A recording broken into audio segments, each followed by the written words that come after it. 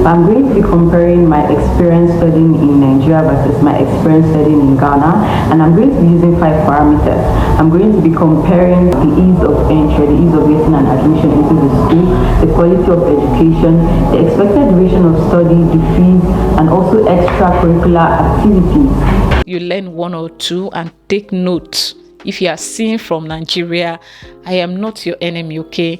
I'm just trying to like open your eyes to the system so that you can make the best. Okay, finally she got admission and then get enrolled here in Ghana at the almighty KNUST. Ladies and gentlemen, she graduated before her classmates that were supposed to be 1 year ahead of her. So she graduated a year ahead of those. Like she said, the private school, they were paying 700,000. Let's just call it 7,000 cedis in Nigeria. It's a lot of money. Most of the people that insult you here on YouTube, that is their yearly income.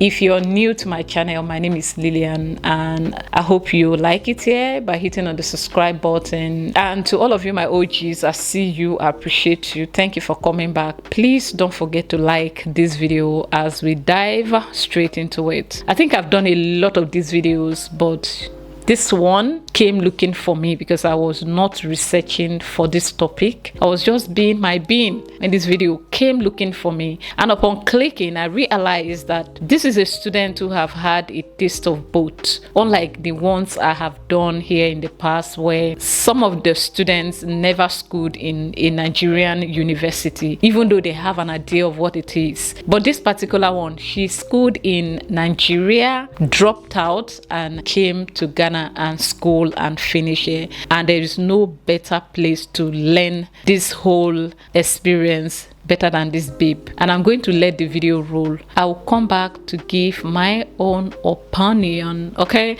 I'll be back. Okay, I'm going to go off and come back. I'll see you. So getting into today's video, today we're going to be talking about my university experience in Nigeria versus my university experience in Ghana. I actually did 1 year of university in Nigeria, actually 1 semester of university in Nigeria, and after that I moved to Ghana, where I have completed 6 years of university at Nigerian University of Science and Technology, Kumasi, Ghana. This is my personal experience. I'm sharing what I went through or what my experiences were, and this will not be same for everybody who's gone to school in Ghana or Nigeria, but I'm just sharing what I went through. So the name of the university I attended in Nigeria was Bingham University, and guys, I lasted 1 semester. So what happened was that I was admitted to study medicine, and I think the quota that university has, the number of medical students they can produce or allowed to graduate at the end of the 6 years that they're supposed to study is 40 or so, but then they admitted about 200 of us, and so it was very stressful for me.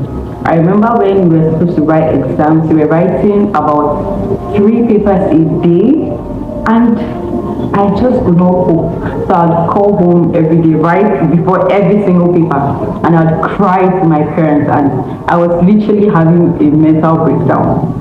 And then my parents, after the exams, I never even checked my results. The day I wrote my last paper, my parents were parked outside. They said, "Oh yeah, carry all your things. This school is not a do or die affair. Come, like we are going home." And that was it. I never returned because my parents literally thought this girl, maybe this girl will commit suicide. But it was terrible. I was crying all the time. I was very unhappy. This is just by the way. So let me describe what it was like being in a church-owned university in Nigeria. So there were these funny rules that they had. I remember, for example, that all of the female hostels had they had a wall, a compound surrounding it, and basically no one could be out after 10 p.m. I mean, that I don't know, but that's just a bit funny. So even if you wanted to study in a library, you had to wrap it up before 10 p.m.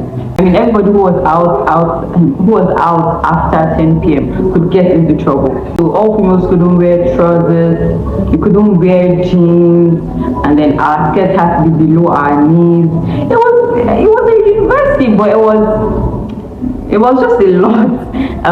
To exit the school, you needed a pass or an exit. So a pass was like if you're going to go out of school and come out that same day, you needed a pass. But if you wanted to spend a few days outside, you needed an exit. Another funny thing I remember is that every single day in class, I think between the hours of 12 and 1, we needed to attend a church service. So you would be in class and then 12 o'clock, we'd all carry ourselves and go to the chapel for service till 1, and then we return back to class. And then it was compulsory. Church service was compulsory. So that all was just by the way. I'm going to be comparing my experience studying in Nigeria versus my experience studying in Ghana, and I'm going to be using 5 parameters. I'm going to be comparing the ease of entry, the ease of getting an admission into the school, the quality of education, the expected duration of study, the fees, and also extracurricular activities. So to get admission in Nigeria, I needed my WASI, that's my West African Senior Secondary Certificate Examination. That's the O level. So you didn't see any undergraduate degree, you need those. I also needed to write JAM, also wrote the post-UTME examinations. That's 3 exams before I went for an interview. For getting to Ghana, I only needed my WASI. And that was it. The Ghanaians came to Nigeria for the interview. So they came and then we had an interview in Lagos, and that was it. I was given admission there and then. I remember when I was applying to get into university in Nigeria, there was so much paperwork. I had to have 5 copies of this, 5 copies of that. I went from one office to the other for people to stamp this and stamp that. And it was just a lot of paperwork. It was really non-cohesive and it was just a lot of stress. I remember my dad had to help me through it. And then I remember I was tired that day, so I went home and I was to resume the next day. And when I resumed, the room I was allocated to was full. And I had to sort that out myself. I remember I didn't find it easy. Now, talking about quality of education, this really depends on the institution you attend.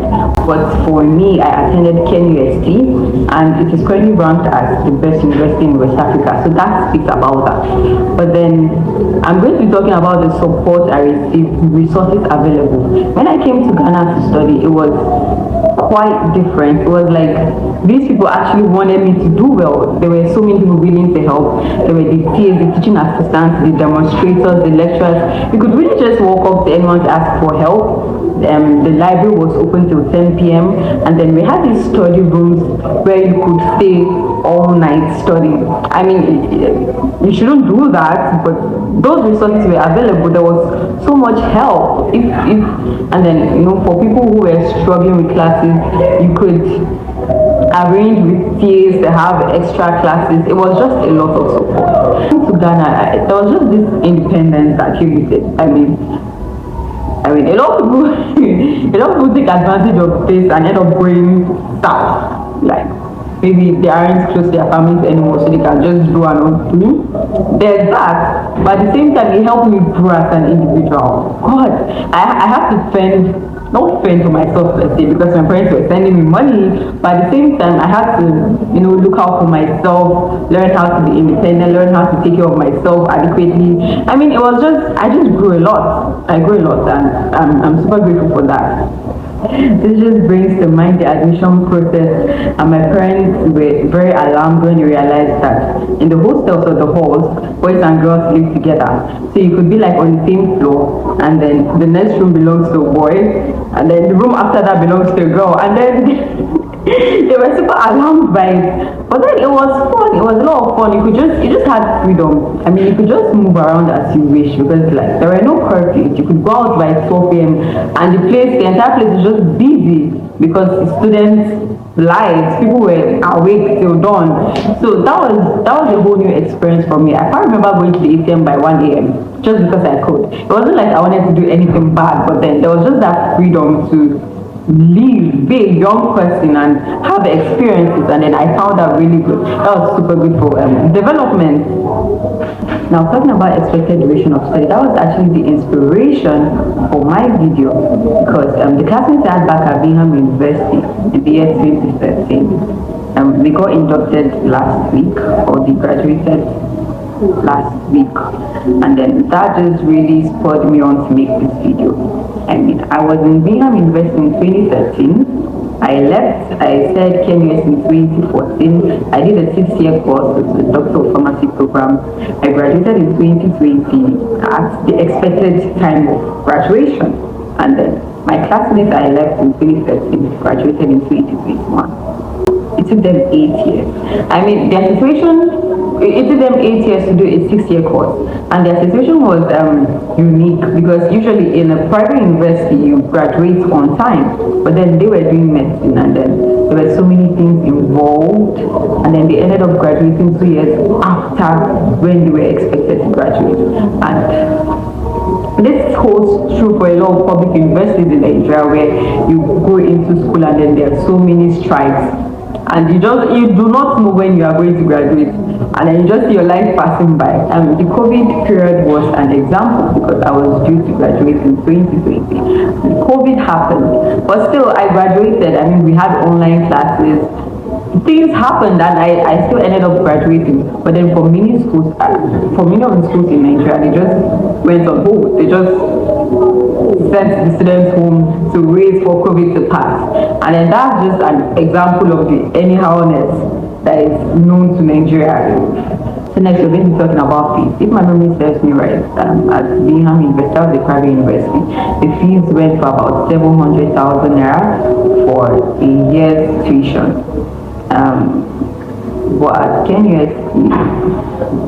you pay in dollars, so it really depends on the exchange rate. And we know that Nigeria's currency is so weak right now. It is so weak. So usually you pay about $6,000 per year for tuition. Yeah. If you ask me, you have not asked me, but if you ask me, if your parents have the money, just go elsewhere to study. Anywhere elsewhere. First, come to Ghana. I mean, especially if you want to do a course like pharmacy or medicine, where you're spending 6 years in university. Don't risk the time. I want to sound a caution to Nigerian students who are seeking to apply to university in Ghana. If you want to apply to university in Ghana, you should kindly ensure that the university you're applying to is accredited. Because the last thing you want is to go back to Nigeria after a 4-year degree, and then Nigeria says they don't recognize your degree. Also, in my opinion, it is better for you to apply to a public school, a government-owned school in Ghana rather than a private university. I just feel like it's better. Those schools are better, and then also you have more security, or it's just better. I don't think there's anybody that can tell us better than this babe. Now, I've heard a lot about the private unis in Nigeria, and for Nigerians in Nigeria, they don't even have respect for private schools. Yet, these schools are so expensive. I didn't even know that some of them put the students through all this. Like, why do you have to go to secondary school, finish up, and go back to a glorified secondary school? Because I will call this that. Because I mean, what is this? Why do you have to cage them? I've heard these things from students, how they usually sneak out, and because of the lack of freedom given to them, they are the ones that do the most, and then they go Abuja, go look for Alaji. Now, that is another point she made in the video that I would like people not to forget, is the fact that there were supposed to be 40 in that classroom, but they ended up at 100 and something. Why can't we obey the rules? That is the problem. How did you go from there to having 100? Lack of discipline. I mean, why do you accept more than you are supposed to? I'm glad she left. It would have messed her mental health. She's lucky to have the kind of family she has, a family that has money. Now, my heart goes out to the ones with no money. Your parents cannot afford it. Like she said, the private school, they were paying 700,000. Let's just call it 7,000 cedis in Nigeria. It's a lot of money. Most of the people that insult you here on YouTube, that is their yearly income. She is a privileged kid. My heart goes out to those that cannot make that move. and I'm happy she came to Ghana to study. There's one important part I do not want you to forget. If you have forgotten all the other parts she said in the video, everything she said in the video, there's this particular one I would like you to remember forever. You know, she left Nigeria and left her classmates, so she missed one whole year of schooling, because immediately she left the private uni, she have to like be around for a while for her parents to arrange themselves financially to be able to send her to school in Ghana. So while all of that was happening, her classmates were still in school in Nigeria. Okay, finally she got admission and then get enrolled here in Ghana at the almighty KNUST. Ladies and gentlemen, she graduated before her classmates that were supposed to be 1 year ahead of her. So she graduated a year ahead of those. If I talk, then go say they talk. These are the issues, and I'm glad to put this video out there so you can make the choice for yourself. When they say don't compare, this is what people are avoiding. They don't want the truth to be out. I'm so glad to have found this video of this young lady who have had a taste of both. Now you choose for your child if you can afford it. If you can afford it, it's good. After all, when she goes back to Nigeria, she's definitely going to get the job before the other ones that graduated from there, because they know the cocoa, they know the truth. Anyway, I'm done with today's video. I hope you enjoyed it. You learned one or two, and take notes. If you are seeing from Nigeria, I am not your enemy, okay? I'm just trying to like open your eyes to the system so that you can make the best, so that you can decide for yourself. Maybe one day we should come together and fight to get these things in place. So doing these videos is not a sign of me talking down on Nigeria. It's just me putting things out there so that people can make the right choice for themselves, especially those that can afford it. My job is to just show it to you as it is. And in today's video, I am done showing you. I will see you in my next one. To do.